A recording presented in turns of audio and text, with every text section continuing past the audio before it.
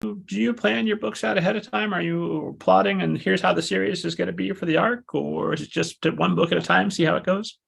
So for me, the character's emotional arc is king. Like for me, I always sort of plan out the emotional arc I'm going for. Like with Serwa, I knew I was going from this girl who was like, she is trained, like the irony of the fact she is trained to be a vampire hunter. She's traveled all over the world for this, but she's very sheltered because of this. She's not actually spent time with other kids and never made friends. So we're going from her who's had this, she thinks she's very worldly, and then realizing when she's in this average school, just how sheltered and limited her world's actually really been, to her becoming a better, sort of more empathetic person and understanding people better and learning friendship actually is magic. The ponies were right. And so that was that arc that starts in book one. And then of course, with as we're continuing the series, we're seeing that like that is not something just like a single book is going to teach a person, even if they're 12. And so I know that arc of taking Sarah from this, like, she's someone who like you have certain characters who kind of start the series like they're low self-esteem, they don't believe in themselves, and like it's very much a journey of like gaining that belief, right?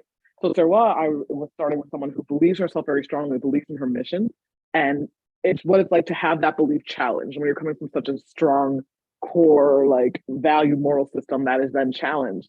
And so that journey of what this book one is where we're seeing that first challenge to her belief system happening, and then book two we're going to see the effects of that, and then in future books we're going to see once your value system has been challenged and broken apart, how do you go forward from there? What values do you keep with you? Which ones do you build? Because for me, that was what the story this character needed. And that was what I was fascinated by, more than like your traditional like hero learns to believe in themselves kind of arc we see in certain like fantasy books like this.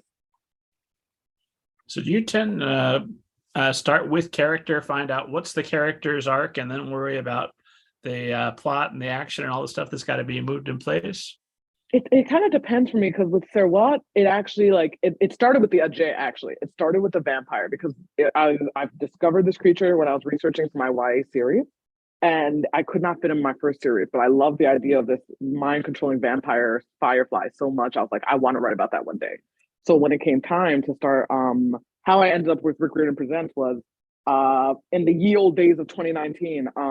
It was like August, and I had just come back from my time in Japan. I used to be a teacher in Japan. So I'm back in America. I'm dealing with like culture shock again for the second time in my life.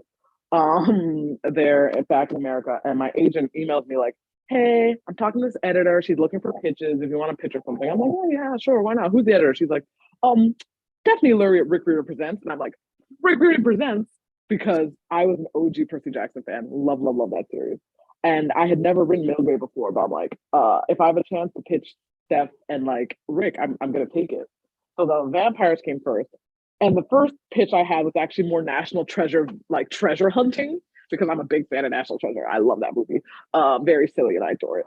And my agent was like, okay, not sure how I feel about the treasure hunting, but I'm loving the vampires. Can we maybe hone in on that? And I was like, I can do that.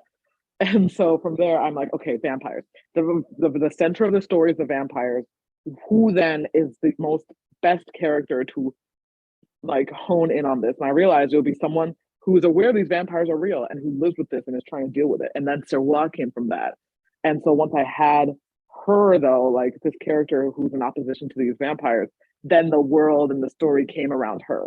So usually, versus like Wraith, which I talked about earlier in the podcast, where I had that character first who's dealing with mental illness and magic side by side, and then the world came around him. I kind of had this like world base. It wasn't a full world yet, but just like I knew the base of this world needs to revolve around the vampires. And then I had the character, and then everything else came.